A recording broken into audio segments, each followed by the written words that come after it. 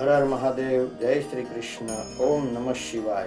પવિત્ર એવા શિવપ્રિય શ્રાવણ માસની અંદર આજે જ્યોતિર્લિંગની વાત કરીએ.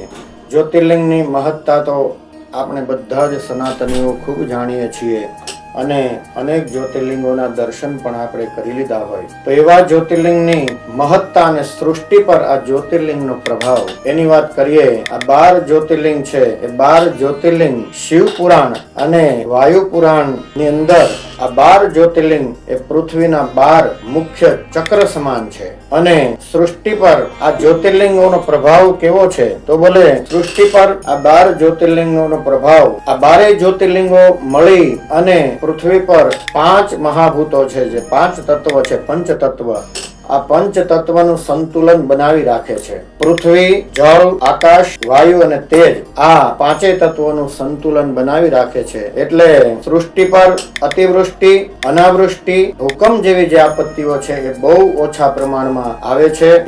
ત્યાર પછી 12 જ્યોતિર્લિંગ એ ઉર્જા ગ્રીડ પણ છે. વૈજ્ઞાનિકો પણ માને છે કે આ 12 સ્થાનો પૃથ્વીની એનર્જી લાઈન પર આવેલા છે અને આ 12 સ્થાનો જે 12 જ્યોતિર્લિંગ સ્વરૂપે બિરાજમાન છે, ત્યાં જો ધ્યાન કરવામાં આવે ભગવાન શિવનું તો 100% ભગવાન શિવ છે એ પ્રસન્ન થાય છે અને 100 ગણી શક્તિ પ્રાપ્ત થાય છે. ત્યાર પછી આ 12 જ્યોતિર્લિંગ છે એ 12 જ્યોતિર્લિંગ કાળ અને સમયનું રક્ષણ કરે છે અને કાળ અને સમયનું રક્ષણ કરતા હોવાથી આજે આ ઘોર કલિકાલની અંદર પણ ધર્મ આ પૃથ્વી પર ટકી રહ્યો છે. મહાકાલ અને વિશ્વનાથ જેવા જે જ્યોતિર્લિંગ છે એ સમય ચક્રને સાચવી રાખે છે અને એટલા માટે ધર્મ હજુ પણ આ પૃથ્વી પર ટકી રહ્યો છે. ત્યાર પછી ત્રીજું, મોક્ષનો માર્ગ પણ આ જ્યોતિર્લિંગ થકી પ્રાપ્ત થાય છે. એમાં એકવાર 12 જ્યોતિર્લિંગના દર્શન કર્યા અને આ 12 જ્યોતિર્લિંગના દર્શન કરી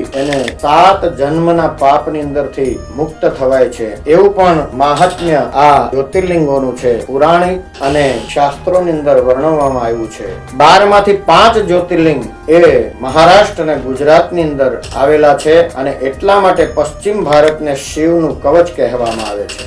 આ 12 જ્યોતિર્લિંગ એ રોજ સવારે અને સાંજે આ 12 જ્યોતિર્લિંગને જો યાદ કરીએ તો એ 12 જ્યોતિર્લિંગ છે એ માણસના જીવનની અંદર બધા જ જ્યોતિર્લિંગના કદાચ દર્શન કરવા ન જઈ શકીએ, પણ આ 12 જ્યોતિર્લિંગનું જે સ્તોત્ર છે એનું સ્મરણ કરીએ, એને બોલીએ અથવા તો એને સાંભળીએ તો એ 12 જ્યોતિર્લિંગના દર્શનનું ફળ આપે છે અને માણસનું કલ્યાણ કરે છે. એ 12 જ્યોતિર્લિંગ સ્તોત્ર ખૂબ સુંદર છે. સૌરાષ્ટ્રે સોમનાથંચ શ્રીશૈલમ મલ્લિકાર્જુનમ ઉજ્જૈન્યમ મહાકાલમ ઓમકારમ મમલેશ્વર પરલ્યમ વૈદ્યનાથંચ ડાકિન્યામ ભીમશંકર સેતુ બંધેતુ રામેશમ નાગેશમ દારુકાવને વારાણસ્યાન્તુ વિશ્વેશમ ત્ર્યંબકમ ગૌતમી તટે હિમાલયેતુ કેદારમ દૃષ્ણે સંચ શિવાલયે એતાની જ્યોતિર્લિંગાની સાયં પ્રાતઃ પઠેન્નર સપ્ત જન્મ કૃતમ પાપમ સ્મરણેન વિનશ્યતિ. આ 12 જ્યોતિર્લિંગનું સ્તોત્ર ખૂબ જ પ્રભાવશાળી છે. ભક્તો, આ પવિત્ર એવા શ્રાવણ માસની અંદર આ 12 જ્યોતિર્લિંગના સ્તોત્રનો